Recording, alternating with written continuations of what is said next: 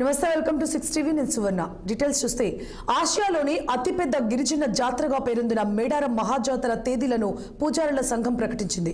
వచ్చే ఏడాది జనవరి 28 నుంచి 31 వరకు ఈ జాతర జరగనుంది.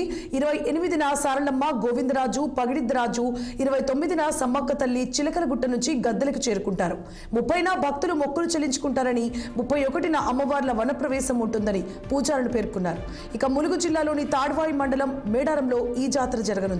తెలంగాణ కుంభమేళా మేడారం జాతర తేదీల ప్రకటన పట్ల మంత్రి సీతక్క హర్షం వ్యక్తం చేశారు.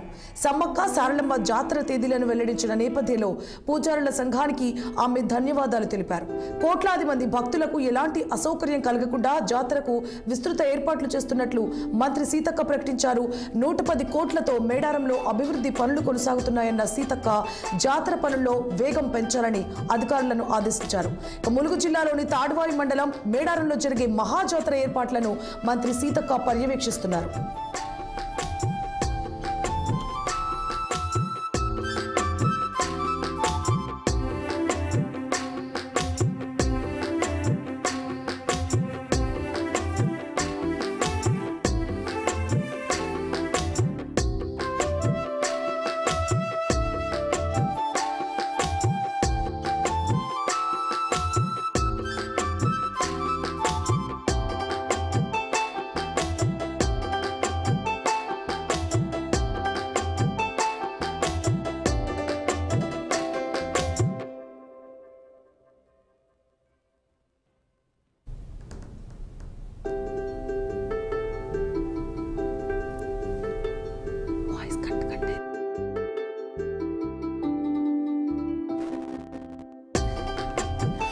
ఆసియాలోని అతిపెద్ద గిరిజన జాతరగా పేరొందిన మేడారం మహాజాతర తేదీలను పూజారుల సంఘం ప్రకటించింది.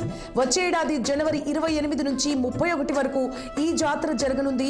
28న సారలమ్మ, గోవిందరాజు, పగిడిద్దరాజు, 29న సమ్మక్క తల్లి చిలకలగుట్ట నుంచి గద్దెలకు చేరుకుంటారు. 30న భక్తులు మొక్కులు చెల్లించుకుంటారని, 31న అమ్మవార్ల వనప్రవేశం ఉంటుందని పూజారులు పేర్కొన్నారు. ములుగు జిల్లాలోని తాడ్వాయి మండలం మేడారంలో ఈ జాతర జరగనుంది. తెలంగాణ కుంభమేళాగా పేరొందిన మేడారం జాతర తేదీల ప్రకటన పట్ల మంత్రి సీతక్క హర్షం వ్యక్తం చేశారు. సమ్మక్క సారలమ్మ జాతర తేదీలను వెల్లడించిన నేపథ్యంలో పూజారుల సంఘానికి ఆమె ధన్యవాదాలు తెలిపారు. కోట్లాది మంది భక్తులకు ఎలాంటి అసౌకర్యం కలగకుండా జాతరకు విస్తృత ఏర్పాట్లు చేస్తున్నట్లు మంత్రి సీతక్క ప్రకటించారు.